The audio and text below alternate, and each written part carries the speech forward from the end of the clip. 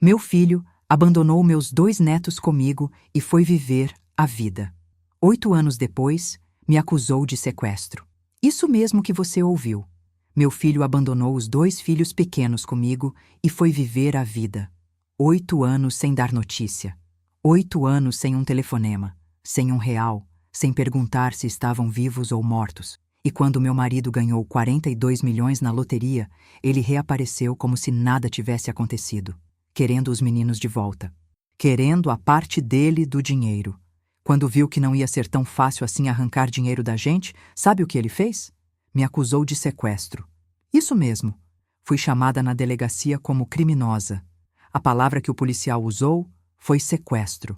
Como se eu tivesse roubado meus próprios netos. Como se eu não tivesse sido a única pessoa que ficou quando todo mundo foi embora.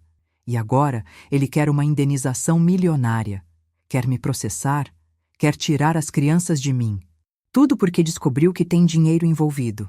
Porque durante 8 anos, quando eu implorava por ajuda, quando eu mandava mensagem, quando eu pedia pelo menos um telefonema para os meninos, ele simplesmente ignorava.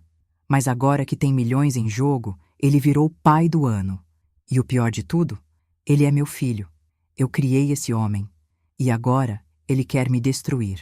Antes de continuarmos, não se esqueça de se inscrever no canal e me contar nos comentários de qual cidade ou país você está ouvindo.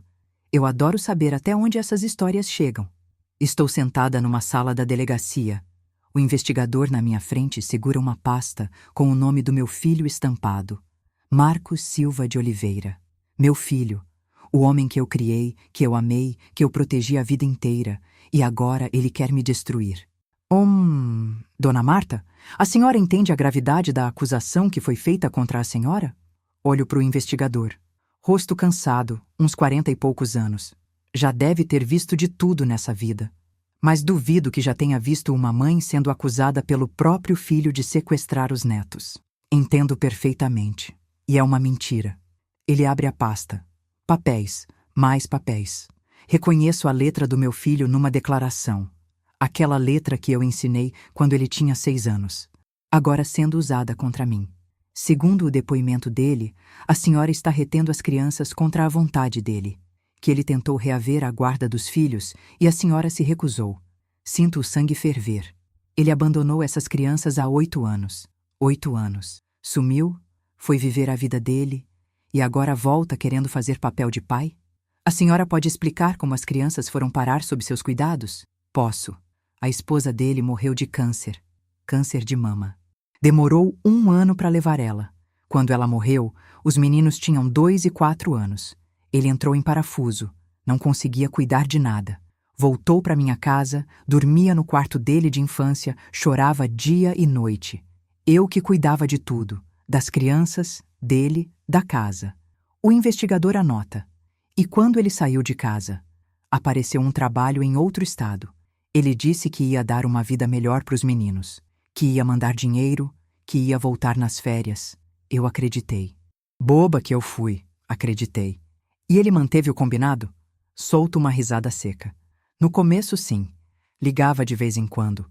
Mandava 300, 400 reais quando lembrava. Mas foi sumindo, sumindo. Até que simplesmente desapareceu.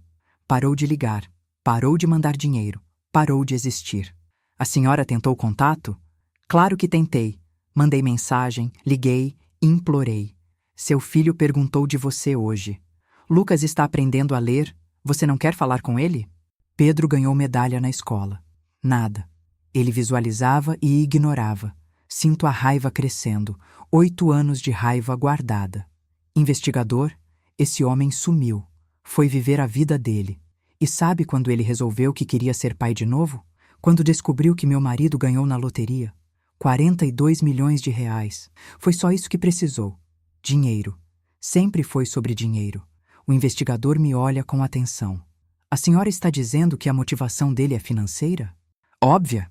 Ele voltou, apareceu na porta da escola querendo levar os meninos. Quando eu disse que não, que eles têm uma vida aqui, que não vou deixar ele simplesmente arrancar eles de tudo que conhecem, ele veio aqui me acusar de sequestro.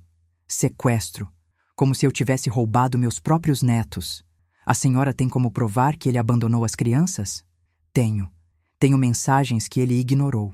Tenho extratos bancários mostrando que ele parou de ajudar. Tenho testemunhas. Tenho tudo. Tiro o celular da bolsa, já com as pastas abertas.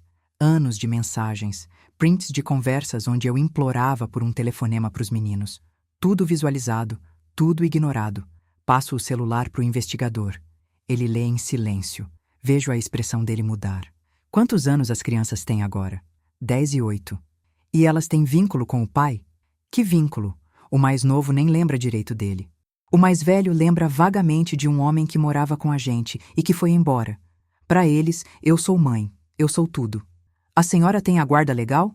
E aí vem a parte que me aperta o peito. Não, nunca precisei. Achei que era óbvio. Achei que ele tinha abandonado e pronto. Nunca imaginei que um dia ele ia voltar para me acusar disso. O investigador fecha a pasta. Suspira. Dona Marta, vou ser franco. Juridicamente, a situação é complicada. Ele é o pai biológico. Não perdeu o poder familiar. Tecnicamente, ele pode requerer os filhos de volta. Sinto o mundo desabar. Mesmo depois de ter abandonado? Mesmo sendo óbvio que ele só quer dinheiro? Intenção é difícil de provar. Abandono também, se não tiver registro formal. A senhora vai precisar de um advogado. E rápido. Saio daquela delegacia com uma certeza. Meu filho não vai parar. Ele vai usar tudo o que puder para conseguir o que quer. E o que ele quer não são os filhos. É a parte dele dos milhões. Saio da delegacia tremendo. Meu marido me abraça no estacionamento. Ele realmente fez isso. Vamos atrás de advogado. Hoje. No carro, olho as mensagens antigas dele. A última que mandei foi há 2 anos. Seu filho ganhou medalha hoje, queria te mostrar. Visualizado, sem resposta. E agora ele quer ser pai. Chegamos em casa. As fotos dos meninos na geladeira, os brinquedos. Cada canto tem memória deles. Pego documentos antigos. Acho comprovantes de depósito. O último é de 7 anos atrás. R$ 350. 7 anos sem mandar um centavo. Meu marido liga para o Dr. Fernando, advogado conhecido. Consegue horário para hoje, às 3. Ele me leva no escritório. Conto tudo. Mostro as provas. Dr. Fernando analisa tudo. A situação é complicada, mas temos argumentos fortes. Vou entrar com pedido de guarda em seu favor. Vamos provar o abandono dele. Quanto tempo leva? Meses. Mas enquanto o processo corre, elas ficam com você. Saio de lá mais aliviada. Pelo menos tenho um plano. Mas sei que meu filho não vai desistir. Não enquanto houver dinheiro envolvido. A sala do Dr. Fernando é pequena. Dona Marta, sente-se. Me conta o que está acontecendo. Abro a pasta. Despejo tudo na mesa. Mensagens impressas, extratos bancários, fotos. Tudo que guardei durante anos. Meu filho me acusou de sequestrar meus próprios netos. Os filhos que ele abandonou há 8 anos e que eu criei sozinha. Dr. Fernando pega os papéis, começa a ler. Vejo a sobrancelha dele subir algumas vezes. Vejo ele anotar coisas num caderno. Deixa eu entender. Ele foi embora quando? Há 8 anos. Os meninos tinham 2 e 4 anos. A mãe deles tinha morrido de câncer. Ele não aguentou. Disse que ia trabalhar fora, que ia mandar dinheiro, que ia voltar. Nunca voltou. E durante esses 8 anos, qual foi o contato dele com as crianças? No começo, ligava de vez em quando. Mandava algum dinheiro, mas foi sumindo. Há 5 anos ele não manda um centavo. Há 3 anos que mal responde mensagem. Dr. Fernando continua lendo as mensagens impressas. Seu filho perguntou de você. O Lucas está doente. O Pedro ganhou medalha. Todas visualizadas. Nenhuma resposta. Exatamente. Eu implorava. Implorava por um telefonema, por uma visita, por qualquer coisa. Nada. E ele reapareceu quando? 2 meses depois que meu marido ganhou na loteria. 42 milhões. Dr. Fernando tira os óculos, esfrega os olhos. Dona Marta, vou ser franco. A situação é complicada, mas não impossível. Ele pode levar meus netos? Legalmente, ele é o pai biológico. Não perdeu o poder familiar. Então, sim, ele pode requerer a guarda. Mas sinto o peito apertar. Mas temos argumentos fortes. Abandono material comprovado, abandono afetivo documentado e, principalmente, temos a motivação financeira clara. Ele só voltou depois da loteria. Isso é suficiente? Depende do juiz. Mas vou te dizer uma coisa: nenhum juiz gosta de ver criança sendo usada como moeda de troca. E é exatamente isso que seu filho está fazendo. Ele pega uma caneta, começa a fazer anotações. Vou entrar com um pedido de guarda em seu favor. E vou pedir que qualquer visita dele seja supervisionada. As crianças têm quantos anos agora? 10 e 8. Idade suficiente para serem ouvidas. O juiz vai querer saber o que elas querem. Se elas têm vínculo com o pai. Se querem ir com ele. Elas não querem. O mais novo nem lembra direito dele. O mais velho lembra de um homem que foi embora. Só isso. Perfeito. Vamos usar isso. Vamos mostrar que arrancar essas crianças do ambiente onde estão felizes, onde tem escola, amigos, estrutura, seria prejudicial para elas. Pela primeira vez desde que saí da delegacia, sinto um alívio pequeno, minúsculo, mas é alguma coisa. Quanto tempo leva? Meses, talvez mais. Justiça é lenta, mas enquanto o processo corre, elas ficam com você. Ele não pode simplesmente aparecer e levar. E se ele tentar? Aí ele comete crime. Pode ser preso. Dr. Fernando se levanta. Vai até um arquivo, tira alguns formulários. Vou precisar de alguns documentos. Certidão de nascimento das crianças. Comprovante de residência. Declaração da escola. Atestado médico mostrando que você é quem leva elas nas consultas. Quanto mais provas de que você é a cuidadora principal, melhor. Eu tenho tudo isso. Ótimo. E tem mais uma coisa. Seu filho fez a acusação na delegacia. Isso ficou registrado.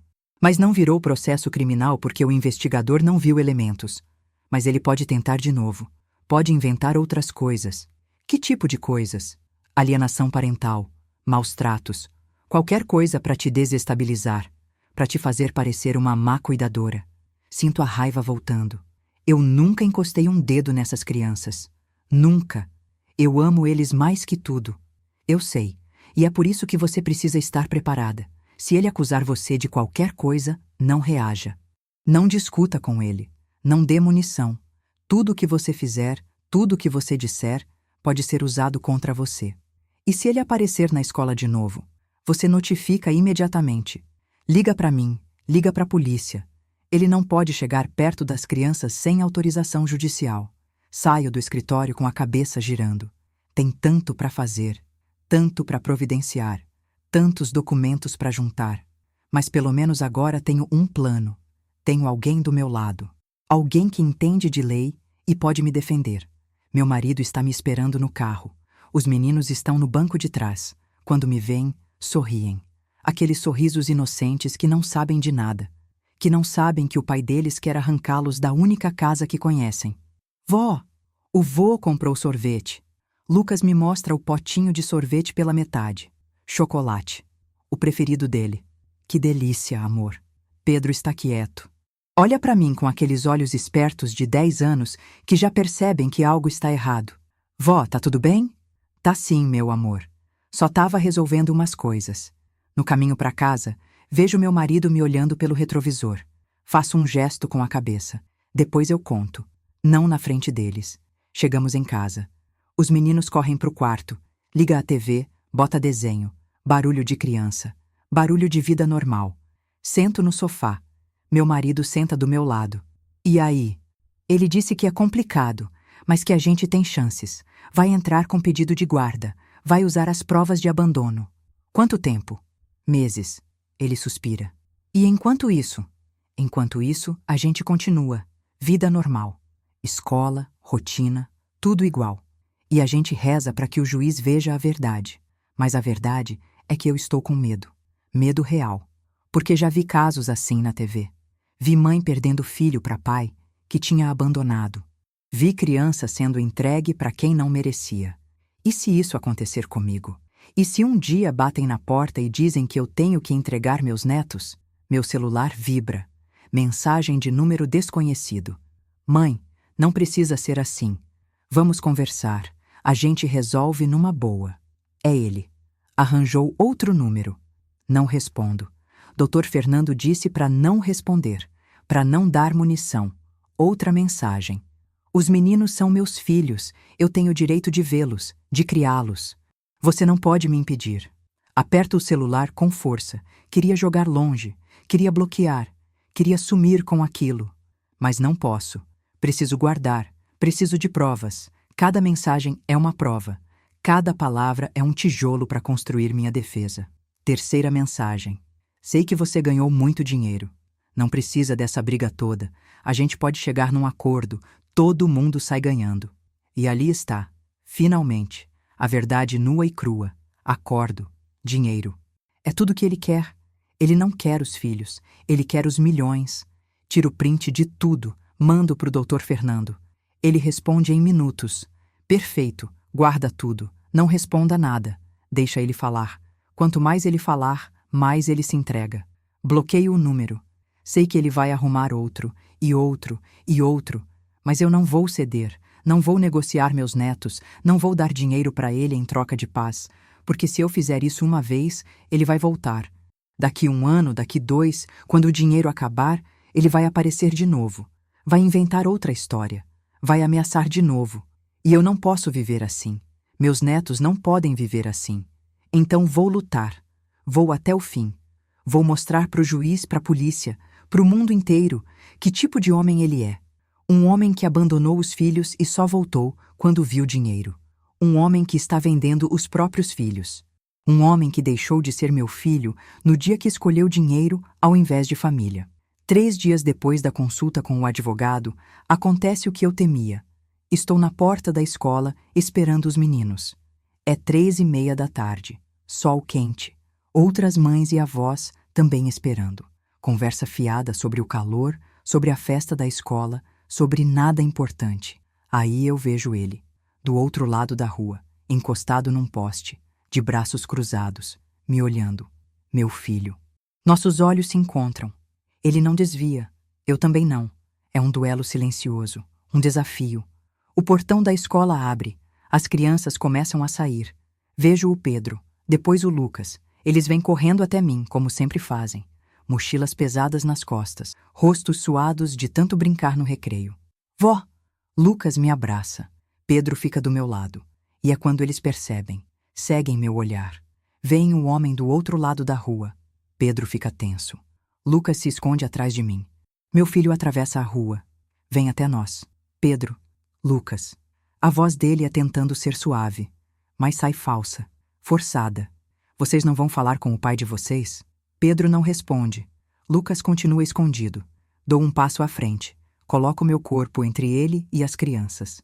Você não pode estar aqui. Sou pai deles. Posso estar onde eu quiser. Você abandonou eles. Não é pai de ninguém. Vejo a raiva passar pelo rosto dele, mas ele se controla. Olha ao redor.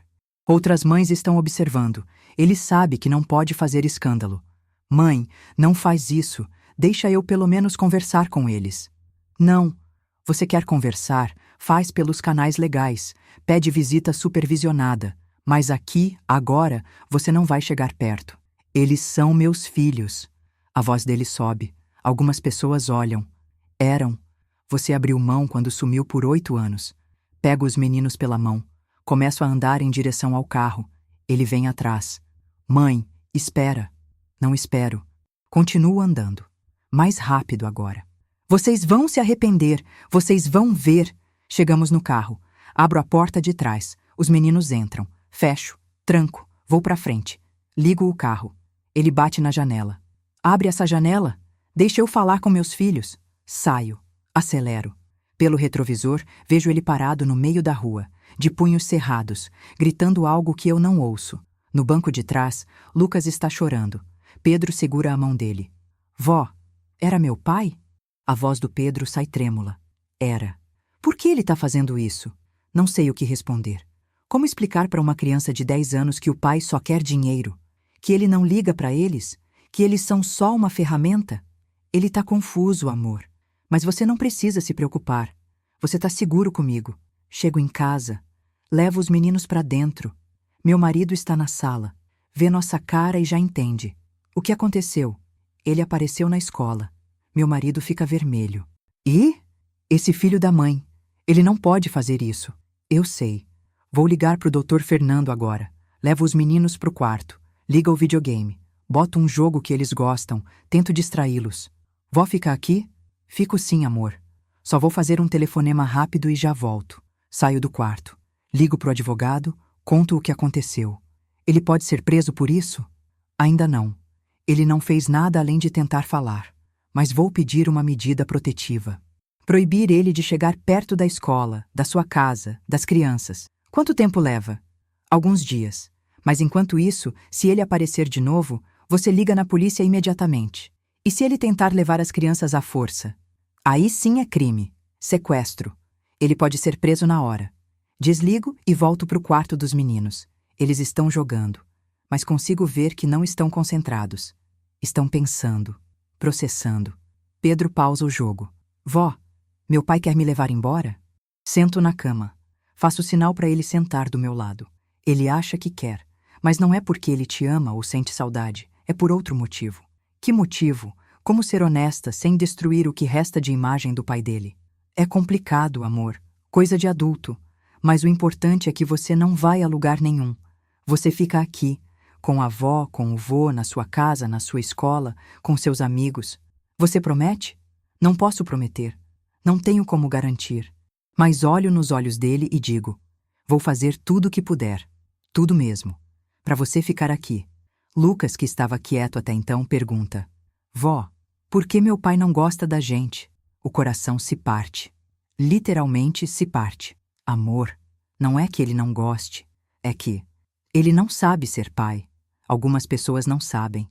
E não é culpa de vocês. Vocês são crianças maravilhosas. Qualquer pai teria orgulho. Então por que ele foi embora? Porque ele é fraco. Porque ele não aguentou. Porque ele escolheu o caminho mais fácil.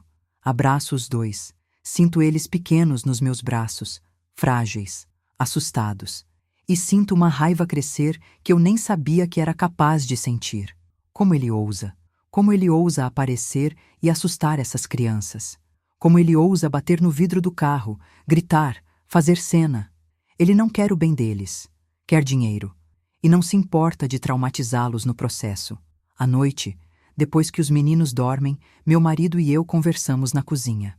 Voz baixa para não acordá-los. A gente precisa pensar numa coisa. E se ele escalar? Escalar como? E se ele tentar invadir a casa? E se ele tentar pegar as crianças na saída da escola quando você não estiver olhando? E se ele ficar desesperado?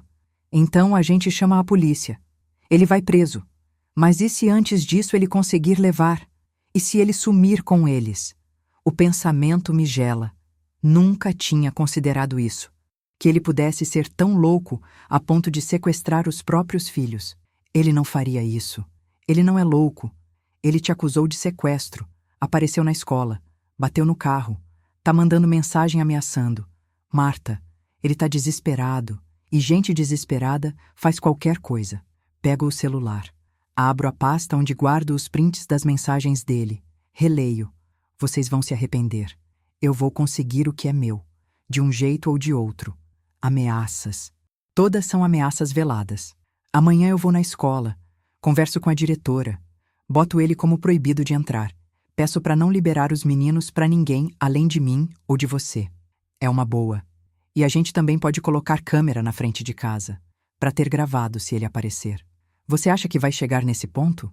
Meu marido me olha, e vejo nos olhos dele o medo que ele está tentando esconder.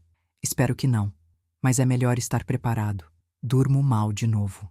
Acordo de madrugada com qualquer barulho. Será que é ele? Será que ele veio aqui? Será que ele está tentando entrar? De manhã, quando acordo os meninos, finjo que está tudo normal.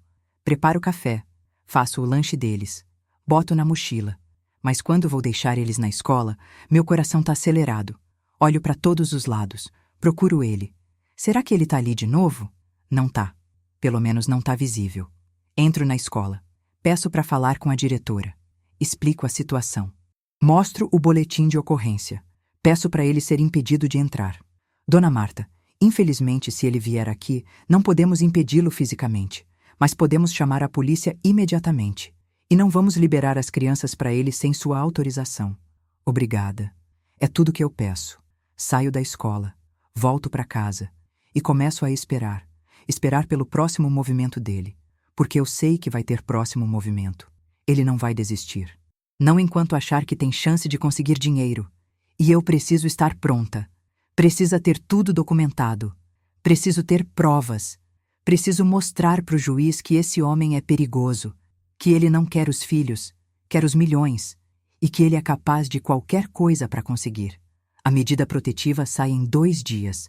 Documento oficial dizendo que meu filho não pode chegar a menos de 200 metros de mim, da minha casa, da escola dos meninos. Se chegar, pode ser preso.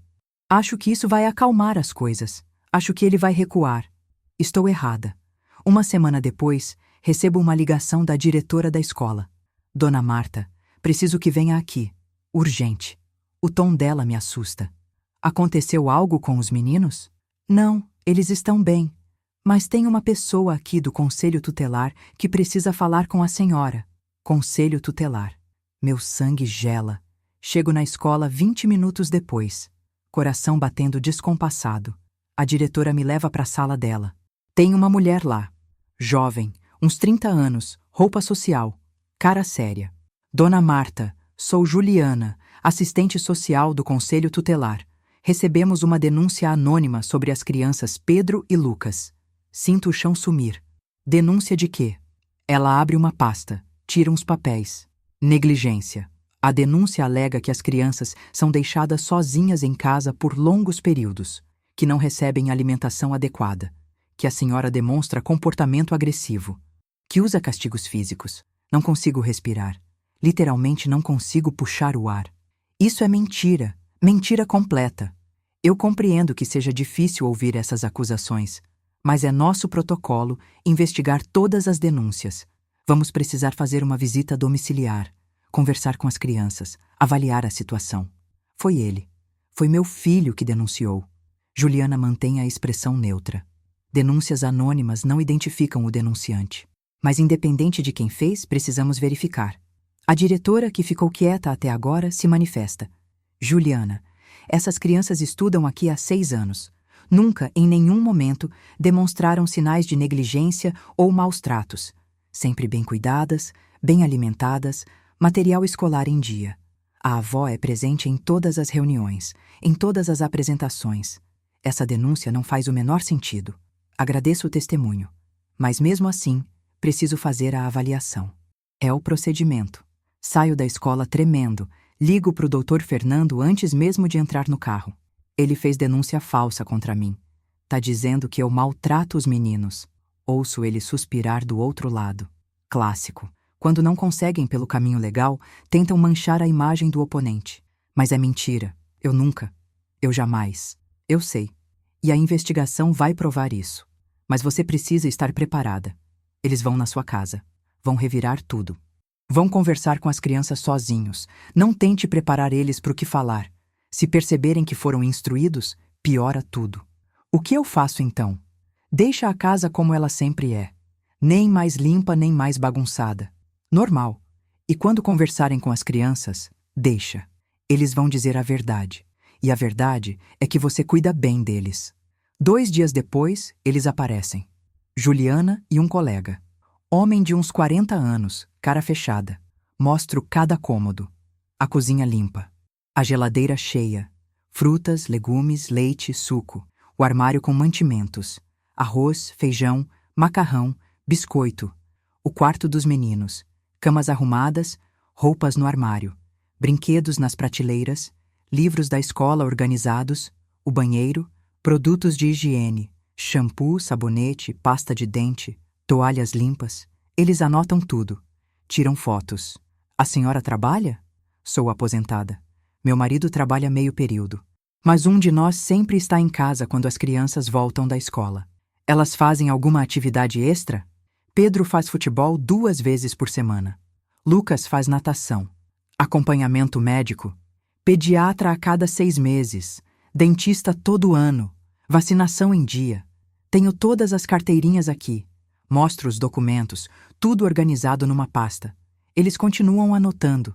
Depois pedem para conversar com os meninos, sozinhos, sem mim presente. É a pior parte. Ficar na sala, ouvindo vozes abafadas vindas do quarto, sem saber o que estão perguntando, sem saber o que eles estão respondendo. Parece durar horas, mas são só 40 minutos. Quando terminam, Juliana vem até mim. Dona Marta, Pelo que vimos e conversamos, não encontramos indícios de negligência ou maus tratos. As crianças estão bem cuidadas, a casa está adequada, elas demonstram afeto pela senhora e pelo marido. Sinto um alívio tão grande que as pernas quase falham. Vamos fazer nosso relatório e encaminhar para o juiz. Mas posso adiantar que não há nada que corrobore a denúncia. Depois que eles vão embora, entro no quarto dos meninos. Eles estão sentados na cama, quietos.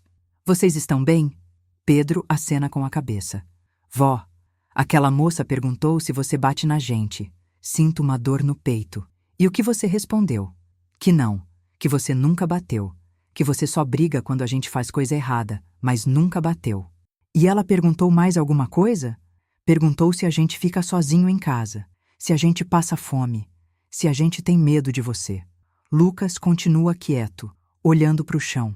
Lucas, amor, o que foi? Ele levanta os olhos. Tem lágrimas. Vó, aquele homem da escola, foi ele que falou essas coisas sobre você? Meu filho. Ele percebeu. Com 8 anos, ele entendeu. Foi. Por quê? Por que ele quer ser ruim com você? Como explicar? Como dizer para uma criança que o próprio pai está usando ele como arma? Porque ele quer uma coisa que não pode ter. E está tentando de tudo para conseguir. Ele quer a gente? Silêncio. A verdade na ponta da língua. Mas será que devo dizer? Não, ele quer dinheiro. E acha que se tiver vocês, consegue o dinheiro. Pedro processa isso. Vejo a decepção no rosto dele. A dor de entender que o pai não volta por amor. Então a gente é tipo, moeda? A palavra me parte. Mas é exatamente isso. Para ele sim. Mas para mim, vocês são tudo. São minha vida inteira. À noite, quando eles dormem, pego o celular. Bloqueei vários números dele já. Mas ele sempre arranja outro. E dessa vez, tem mensagem de novo. Número novo. Você achou que ia ser fácil? Achou que ia me vencer? Isso tá só começando. Depois outra. Você vai me dar o que eu quero, ou eu vou destruir você. E vai ser na frente dos meus filhos. Tiro o print. Mando pro doutor. Fernando. Ele responde. Isso é ameaça direta. Vou entrar com representação criminal. Ele pode ser preso por isso. Mas eu sei que não vai ser tão simples. Prisão demora. Processo demora. E enquanto isso, ele continua solto. Continua ameaçando. Continua tentando. Meu marido entra na cozinha. Você não vem dormir? Não consigo. Fico pensando no que ele vai tentar depois. Depois do conselho tutelar dar laudo favorável a você, ele não tem mais muito o que fazer. Ele sempre acha um jeito. Sempre inventa alguma coisa. E eu tô certa, porque 2 dias depois, recebo outra intimação. Ele entrou com processo de alienação parental. Tá alegando que eu manipulo as crianças contra ele. Que eu coloco elas para falar mal dele. Que eu impeço o contato. É mentira. Tudo mentira. Mas ele não se importa. Ele tá jogando sujo. Tentando de tudo. E não vai parar enquanto achar que tem chance. Dr. Fernando lê a petição. Balança a cabeça. Ele tá desesperado. Isso é bom pra gente. Pessoas desesperadas cometem erros. E cada processo falso que ele abre, cada denúncia vazia, fortalece nosso caso de que ele tá agindo de má fé. Mas até quando? Até quando eu vou ter que aguentar isso? Até ele cansar. Ou até conseguirmos a destituição do poder familiar. Aí, acaba de vez. Podemos fazer isso? Podemos. E vamos. Com tudo que ele já fez, temos base suficiente. Abandono material e afetivo. Denúncias falsas. Ameaças. Uso dos filhos como moeda de troca. Nenhum juiz vai manter o poder familiar dele depois disso. Pela primeira vez em semanas, sinto uma fagulha de esperança. Talvez tenha um fim. Talvez isso acabe. Talvez eu consiga proteger meus netos definitivamente. Mas até lá, preciso resistir. Preciso aguentar cada ataque, cada mentira, cada ameaça. Porque se eu desistir agora, ele vence. E eu não vou deixar isso acontecer. Uma semana depois da visita do Conselho Tutelar, recebo uma ligação. Número com DDD de Brasília. Alô? Dona Marta? É a Fernanda. A gente se conheceu naquele churrasco há uns 10 anos. Eu era casada com o amigo do seu filho. Lembro vagamente. Uma mulher simpática, morena, cabelo curto. Se separou do cunhado e sumiu da família. Oi, Fernanda, tudo bem? Olha, soube do que está acontecendo. O pessoal comentou. E eu precisava te ligar porque tenho coisas para te contar sobre seu filho. Coisas que você precisa saber. Meu coração acelera. Que tipo de coisa? Melhor conversar pessoalmente. Posso ir aí amanhã? Pego um voo hoje à noite. Claro, qualquer hora. No dia seguinte, ela está na minha porta. Parece mais velha, cansada, mas os olhos são os mesmos. Decididos. Sentamos na cozinha. Preparo o café. Ela parece nervosa. Mexe na xícara sem beber. Marta, eu não queria me meter. Não quero confusão. Mas não consigo ficar quieta, sabendo do que ele está fazendo com você. Pode falar. Preciso saber de tudo. Ela respira fundo. Quando seu filho foi embora para o outro estado, ele não foi sozinho. Sinto o chão se mover debaixo dos meus pés. Como assim? Ele tinha uma namorada. Uma mulher que ele conheceu no trabalho. Foi por causa dela que ele foi embora. Não consigo processar.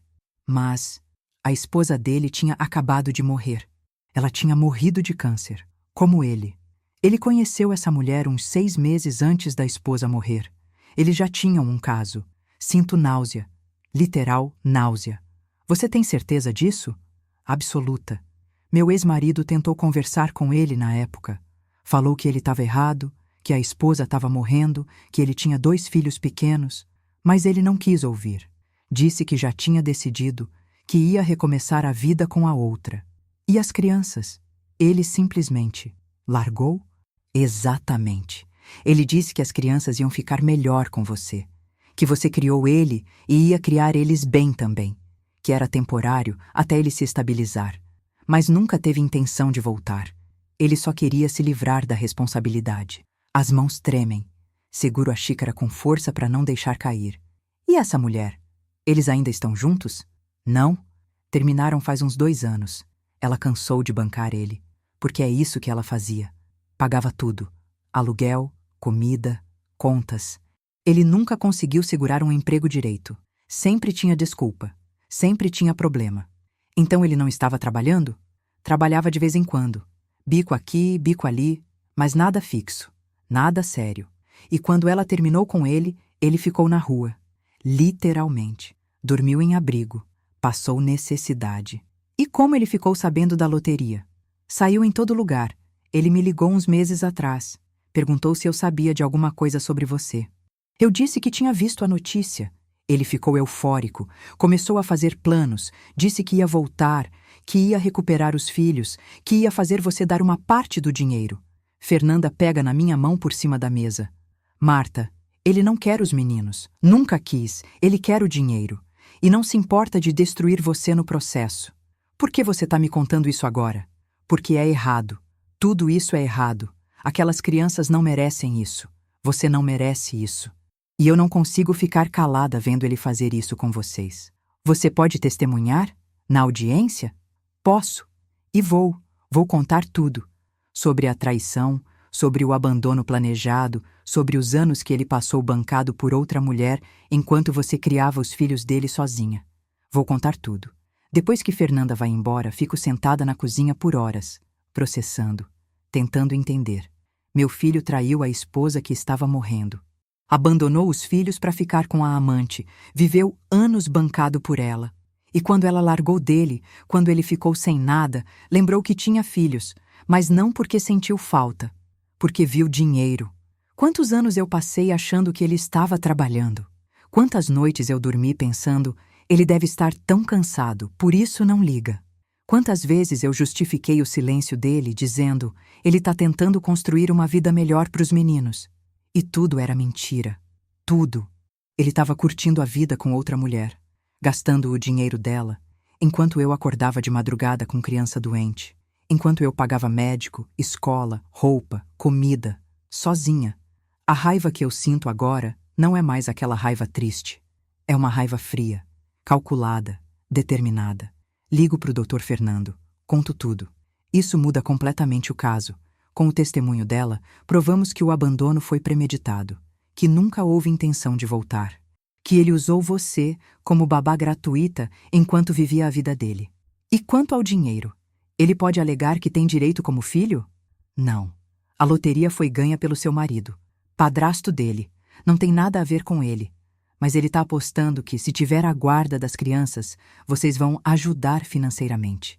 Que vão querer ver os netos, estar perto deles, e para isso vão ter que passar por ele. Ele está usando as crianças como refém. Exatamente.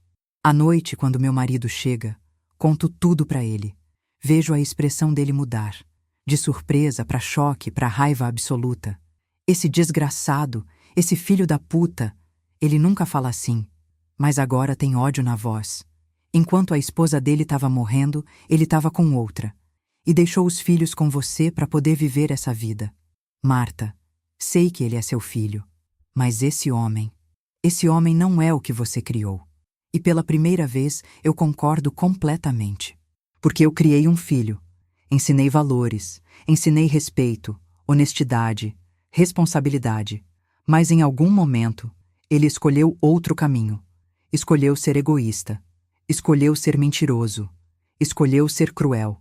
E agora preciso proteger meus netos dele. Proteger eles do próprio pai. Recebo mais mensagens durante a noite. Número novo de novo. Mãe, você vai se arrepender de me ignorar. Eu vou conseguir o que é meu, de um jeito ou de outro. Você acha que o juiz vai ficar do seu lado? Eu sou o pai. Eu tenho os direitos. Prepara o bolso, porque quando eu ganhar, você vai ter que pagar pensão atrasada. 8 anos de pensão. Isso é novo. Ele agora está ameaçando cobrar pensão retroativa, como se eu tivesse obrigação legal de pagar por criar os filhos que ele abandonou. Mando tudo pro Dr. Fernando. Ele responde: deixa ele ameaçar. Cada mensagem é mais uma prova contra ele. Ele está cavando a própria cova. Na manhã seguinte, levo os meninos na escola normalmente, mas agora sei a verdade completa. Sei exatamente que tipo de homem é o pai deles. E quando Pedro me pergunta no carro: vó, por que meu pai não gosta da gente? Eu respondo com honestidade: porque seu pai só gosta dele mesmo, amor. Algumas pessoas são assim, só pensam nelas, e não é culpa sua. Você é uma criança maravilhosa. O problema é dele, não seu. Pedro fica quieto, processando. A gente vai ter que ir morar com ele? Não, se eu puder evitar. E vou fazer tudo, tudo mesmo, para evitar. Deixo eles na escola, volto para casa e começo a preparar, a juntar cada documento, cada prova, cada mensagem, cada foto, cada testemunha. Porque a audiência está chegando e quando chegar, eu vou estar pronta. Vou mostrar para o juiz exatamente quem é esse homem. Vou mostrar as mentiras, as manipulações, as ameaças. Vou mostrar que ele abandonou os filhos por uma amante, que viveu anos sem dar um centavo, que só voltou quando viu dinheiro. E vou lutar, com todas as minhas forças, porque esses meninos são meus, e eu não vou deixar ninguém tirar eles de mim, nem mesmo o próprio pai deles. A data da audiência chega. 3 meses depois daquela primeira ida na delegacia. 3 meses de inferno. Acordo às 5 da manhã. Não dormi quase nada. Cada vez que fechava os olhos, via a cena. O juiz falando: as crianças ficarão com o pai. Os meninos sendo arrancados de mim. Levanto. Tomo banho. Visto a roupa que o Dr. Fernando mandou usar. Calça preta, blusa branca, sapato fechado. Nada chamativo. Nada que distraia. Prendo o cabelo, passo um batom discreto, me olho no espelho. Uma mulher de 58 anos prestes a lutar pelos netos. Meu marido desce. Ele também mal dormiu. Vejo pelas olheiras. Pronta? Não, mas vamos assim mesmo. Deixamos os meninos na casa da minha irmã. Eles não vão na audiência. O juiz vai ouvi-los depois, separadamente, se achar necessário. Pedro me abraça na despedida. Vó, você volta? Volto sim, amor. Você promete? Não posso prometer. Mas digo, vou fazer tudo o que puder. Chegamos no fórum às 8h30. A audiência é às 9h. Dr. Fernando já está lá. Nos leva para uma salinha. Respira. Você vai ficar bem. Só responde o que for perguntado. Não inventa. Não exagera. A verdade é suficiente. Às 9h em ponto somos chamados. A sala é pequena. Mesa comprida. O juiz na cabeceira. Um homem de uns 60 anos, cabelo branco, óculos. Expressão séria, mas não ríspida. Do outro lado da mesa, meu filho. Com o advogado dele. Um homem jovem, terno caro, maleta de couro. Contratado com dinheiro que ele não tem. Ou será que alguém está bancando? Nossos olhos se encontram. Ele não desvia. Eu também não. O juiz abre a sessão. Explica o propósito. Determinar a guarda das crianças. Pedro e Lucas. Vamos começar ouvindo o genitor. Senhor Marcos, pode explicar por que está requerendo a guarda dos seus filhos? Meu filho limpa a garganta. Começa o teatro. Meritíssimo, eu reconheço meus erros. Fui um pai ausente, mas foi por necessidade extrema. Quando minha esposa faleceu, entrei em depressão profunda. Não conseguia cuidar de mim, quanto mais de 2 crianças pequenas. Minha mãe se ofereceu para ajudar temporariamente. Eu aceitei. Temporariamente. 8 anos.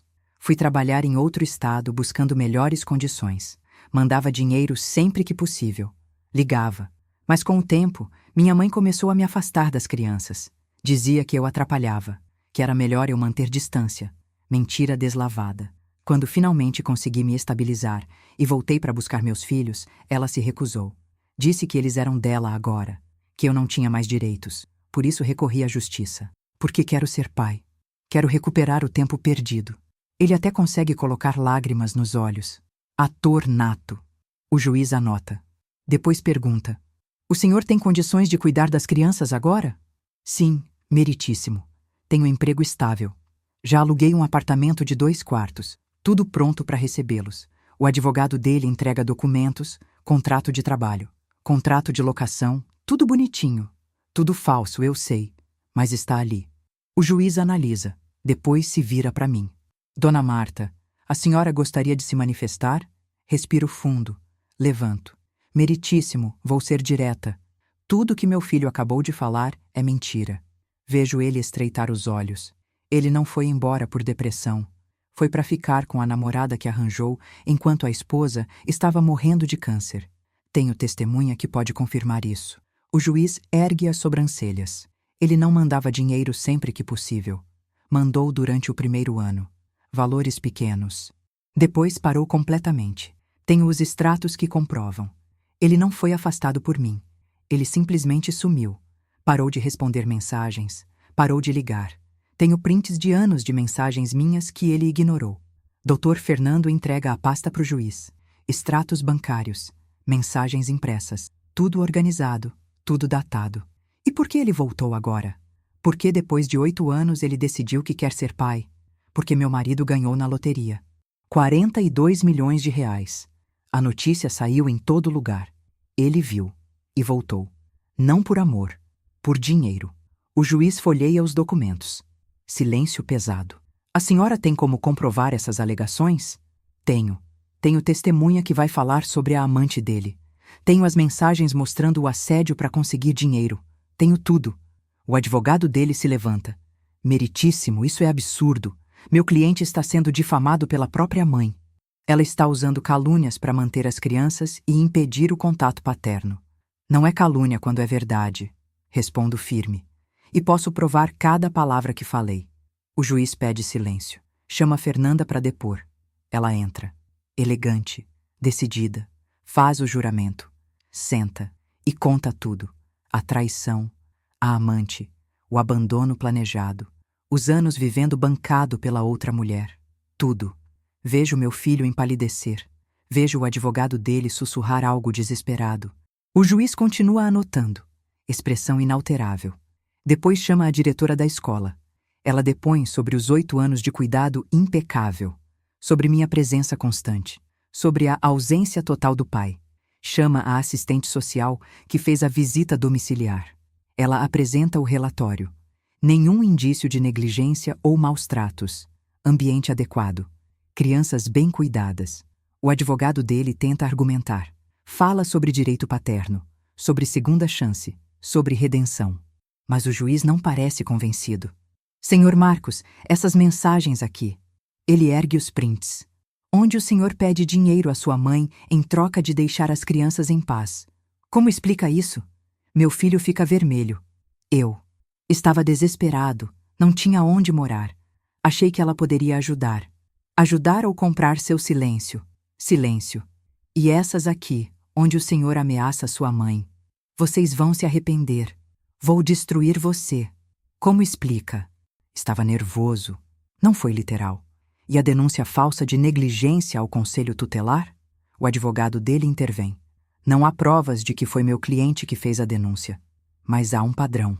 O juiz responde: ameaças, assédio, tentativas de manipulação e súbito interesse pelas crianças exatamente depois de uma loteria milionária. Ele fecha a pasta, tira os óculos. Vou analisar tudo que foi apresentado. A decisão sai em 15 dias. Até lá, as crianças permanecem sob cuidados da avó. Esta audiência está encerrada. Saímos do fórum. Minhas pernas tremem. Meu marido me segura. Dr. Fernando sorri pela primeira vez em meses. Foi bem. Foi muito bem. O juiz percebeu. Ele viu quem seu filho realmente é. Mas ainda não é vitória. Ainda faltam 15 dias. 15 dias de espera. De angústia. No estacionamento, vejo meu filho encostado num carro, fumando. Quando me vê, joga o cigarro no chão. Vem até mim. Rápido. Raiva no rosto. Você vai pagar por isso. Juro que você vai pagar. Já paguei. Paguei criando seus filhos sozinha enquanto você curtia a vida. Eu sou seu filho. Você era. Mas o filho que eu criei morreu. Não sei quem você é agora. Ele levanta a mão. Por um segundo, acho que ele vai me bater. Meu marido avança. Dr. Fernando também. Ele recua. Isso não acabou. Não acabou nem de longe. E sai, batendo a porta do carro, arrancando com tudo. Volto para casa. Busco os meninos na minha irmã. Eles correm até mim. Vó, você voltou? Voltei sim, amor. E agora? Agora a gente espera. Mais um pouquinho. Mas pela primeira vez em meses, tenho esperança real. O juiz percebeu. Ele viu as mentiras, viu as manipulações, viu que não é sobre amor paterno, é sobre dinheiro. E com sorte, muito em breve, isso tudo vai acabar. Os 15 dias de espera são tortura. Cada minuto parece uma hora, cada hora parece um dia. Acordo de madrugada com o coração disparado. Sonho que estou no fórum e o juiz fala: as crianças ficarão com o pai. Acordo suando, respirando rápido. Meu marido me abraça no escuro. Calma, vai dar certo, mas ele também não dorme direito.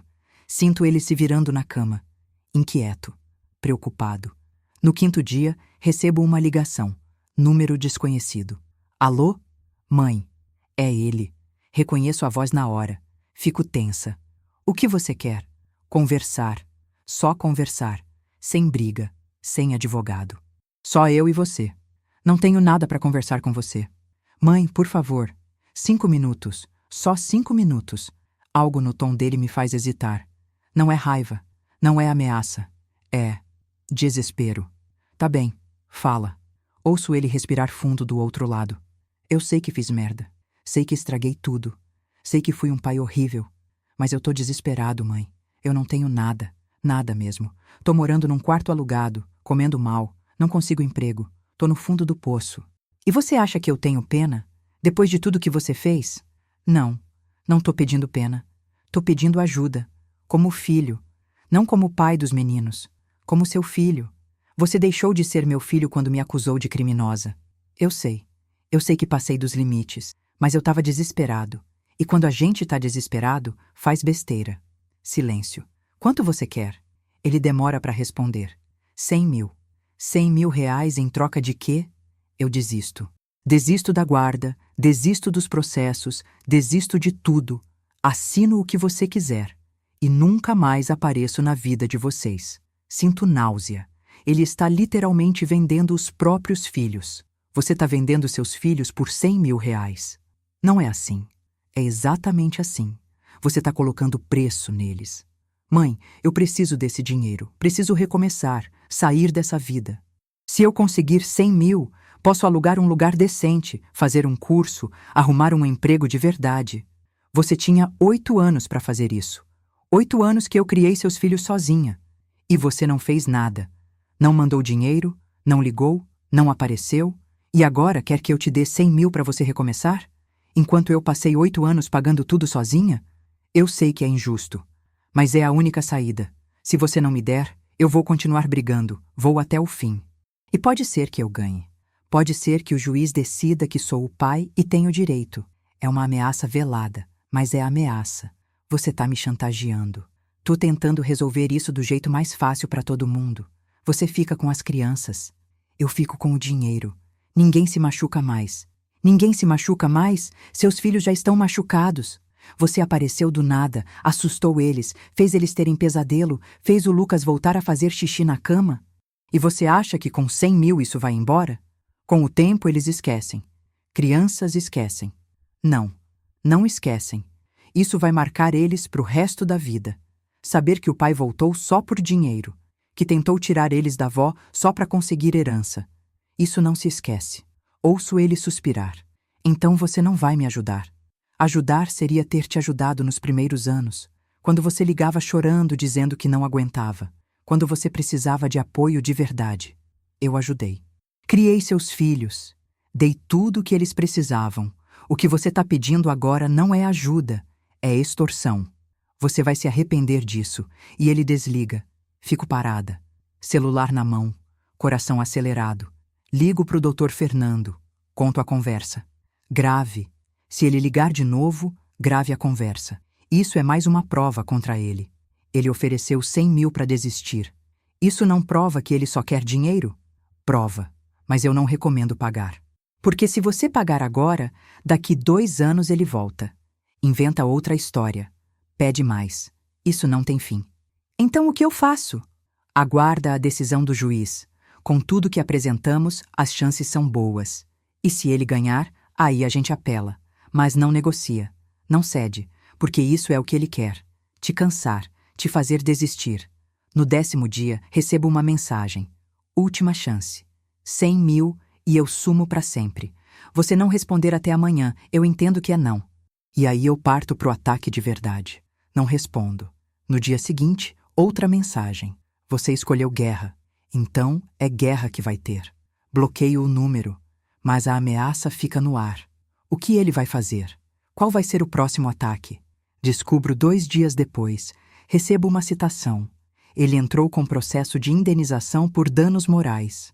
Tá me processando em 2 milhões de reais, alegando que eu causei sofrimento psicológico a ele ao impedir o contato com os filhos. 2 milhões. Mostro pro Dr. Fernando. Ele nem se abala. Isso não vai dar em nada. É processo intimidatório. Ele sabe que não vai ganhar, mas quer te assustar, quer te fazer pensar, se eu perder vou ter que pagar milhões. Não cai nessa. E se o juiz mandar pagar? Não vai, não com as provas que temos. Mas mesmo que mande, a gente apela. Isso demora anos. E no final, não se sustenta. Mas mesmo sabendo disso, a ansiedade aumenta. Porque agora não é só a guarda das crianças, é dinheiro também. Muito dinheiro. E se o juiz acreditar nele? E se achar que eu realmente impedi o contato injustamente? E se mandar me pagar? Meu marido vê meu desespero. Marta, escuta. Mesmo que a gente perca tudo, mesmo que ele leve as crianças e ainda ganhe dinheiro, a gente sobrevive. A gente ainda tem um ao outro. Ainda temos nossa saúde, nossa casa. O dinheiro é só dinheiro. Mas não é sobre o dinheiro. Nunca foi. É sobre justiça. É sobre provar que ele é um mentiroso. É sobre proteger meus netos de um homem que só pensa nele mesmo. No 14º dia, não consigo fazer nada. Fico sentada na sala, olhando para o relógio. Amanhã sai a decisão. Amanhã eu vou saber se venci ou perdi. Se vou ficar com meus netos ou se vou ter que entregá-los. Se justiça foi feita ou se o mundo é tão cruel quanto parece. Os meninos percebem. Pedro senta do meu lado. Vó, você tá preocupada com o juiz? Tô sim, amor. Ele vai deixar a gente ficar com você? Espero que sim. E se ele não deixar? Olho para ele. 10 anos. Tão pequeno ainda. Mas já entendendo tanto. Se ele não deixar, a gente continua lutando. A gente não desiste nunca. Eu não quero ir embora, vó. Eu quero ficar aqui. Com você, com o vô, com meus amigos, com minha escola. Eu não quero ir com aquele homem. Eu sei. E vou fazer tudo, tudo mesmo, para você ficar. Naquela noite, não durmo nada. Fico olhando para o teto, repassando tudo, cada detalhe da audiência, cada prova que apresentamos, cada testemunho. Será que foi suficiente? Será que o juiz percebeu? Será que ele viu quem meu filho realmente é? Ou será que ele vai olhar só para o papel? Pai biológico. Direito paterno. Segunda chance. Às 6 da manhã, desisto de dormir. Levanto. Faço café. Sento na cozinha esperando o dia clarear. Meu marido desce. Hoje é o dia. Hoje é o dia. Às 9, recebo a ligação. Doutor. Fernando. Marta. Saiu a decisão. Meu coração para. E... silêncio que dura um segundo, mas parece uma eternidade. Você ganhou. Você ganhou. As palavras do Dr. Fernando ecoam. Demoro alguns segundos para processar. Ganhei? A guarda é sua. O juiz entendeu que o melhor interesse das crianças é permanecer com você. Determinou visitas supervisionadas mensais para o pai, mas a guarda é sua. Caio sentada. As pernas não me sustentam. Meu marido me abraça. Estou tremendo. Acabou? Ainda não completamente. Ele pode recorrer. Mas com a decisão favorável, as chances dele reverter são mínimas. Busco os meninos na escola naquele dia com o coração mais leve. Quando entram no carro, Pedro pergunta: Vó, o juiz decidiu? Decidiu. Vocês ficam comigo. Lucas começa a chorar. Pedro também. Mas são lágrimas de alívio. Para sempre? Para sempre. 2 dias depois, ele aparece. Na porta de casa. Batendo, gritando. Abre essa porta. Abre agora. Chamo a polícia. Eles chegam em 10 minutos. Ele está tentando forçar a entrada. É preso ali mesmo. Passa a noite na delegacia. No dia seguinte é liberado com advertência e medida protetiva mais rígida. Agora não pode chegar a menos de 500 metros. Mas as mensagens continuam. De números diferentes. Isso não acabou. Você vai pagar. Eu vou destruir você.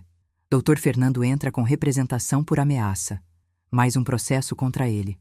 3 semanas depois da decisão, Dr. Fernando liga de novo. Ele quer negociar. De novo. Quanto agora? 100 mil. Em troca, desiste voluntariamente do poder familiar. Assina documento abrindo mão de qualquer direito sobre as crianças e nunca mais entra em contato. Converso com meu marido. Se a gente pagar, acaba. Ele sai da nossa vida para sempre. E se não pagar, ele vai continuar. Vai recorrer, vai inventar processo, vai ameaçar. Pode durar anos. Pensamos nos meninos, no medo que eles sentem toda vez que veem um carro parecido com o dele, no pesadelo que o Lucas ainda tem, no jeito que o Pedro olha para a porta antes de dormir. Vamos pagar, mas com condição. Ele assina tudo, perde o poder familiar e, se aparecer de novo, vai preso. Dr. Fernando prepara os documentos. Marcamos no cartório, dia 15 de novembro, 10 da manhã. Chego lá com meu marido. Meu filho já está. Magro. Barba por fazer. Olheiras. Parece 10 anos mais velho. O tabelião lê os termos. 100 mil reais. Desistência voluntária do poder familiar. Proibição permanente de contato com as crianças ou comigo. Qualquer violação resulta em prisão. Senhor Marcos, o senhor compreende que, ao assinar, perde todos os direitos sobre seus filhos? Permanentemente? Ele olha para mim. Raiva nos olhos, mas também derrota. Compreendo. Assina de livre e espontânea vontade? Pausa longa. Sim. Ele assina. 4 vias. Acabou. 3 dias depois, transfiro o dinheiro. Recebo o comprovante. Ele dá baixa. E é isso. Meu filho vendeu os próprios filhos por 100 mil reais. 2 semanas depois, recebo uma mensagem dele. Último número. Mãe, peguei o dinheiro e tentei mudar. Não consegui. Gastei tudo. Toquei o fundo. Entendi que o problema sempre fui eu. Não tô pedindo perdão. Não mereço. Só queria que soubesse. Obrigado por ter protegido meus filhos de mim. Cuida bem deles. Não respondo. Guardo a mensagem. Talvez um dia mostre para os meninos, quando forem mais velhos, quando puderem entender. Os meses passam. Vida volta ao normal. Pedro continua no futebol. Lucas na natação. Escola, rotina, paz. Até que um dia, Pedro pergunta: Vó, meu pai vai voltar? Não, amor. Ele assinou um papel dizendo que não quer mais ser pai. Então não volta. E se um dia eu quiser conhecer ele? Aí você decide, quando for maior. Mas por enquanto, você tá protegido. Tá bom. Só queria saber. 2 anos depois, encontro meu filho por acaso, no supermercado. Ele está magro, barba grande, roupa velha. Me vê. Abaixa a cabeça. Sai rápido. Não vou atrás, não falo nada. Aquele homem não é mais meu filho. É um estranho que eu cruzei na rua. Volto para casa. Os meninos estão no quintal, jogando bola, rindo, felizes, e eu sei que fiz a escolha certa. Pedro faz 12 anos, festa pequena, amigos, bolo, alegria. Na hora de cantar parabéns, ele pede para falar. Quero agradecer minha avó, porque ela sempre esteve aqui, sempre, e eu sei que sempre vai estar. Obrigado, vó. Choro, não consigo evitar, porque aquilo valeu tudo, cada noite sem dormir, cada processo, cada ameaça, cada lágrima. Valeu. Hoje, olho para os meus netos e vejo homens se formando. Pedro tem 14, Lucas 12, crescidos, fortes, felizes. Eles não falam mais do pai. Às vezes uma sombra passa, uma lembrança, mas passa rápido, porque eles têm uma vida boa, cheia de amor. O dinheiro da loteria? Investimos. Guardamos para a faculdade deles. Usamos com sabedoria. Meu filho? Não sei onde está. Não quero saber. Aquele capítulo fechou. Às vezes me pergunto se fiz tudo certo, se poderia ter feito diferente. Mas aí olho para os meninos e sei que sim. Fiz o que precisava ser feito. Protegi eles. Lutei por eles. E venci. Porque no final, família não é sangue. É presença. É cuidado. É estar ali todos os dias. E isso eu sempre fui. E sempre serei. E você? O que faria se essa história tivesse acontecido com você? Já ouviu ou viveu algo parecido? Me conta nos comentários.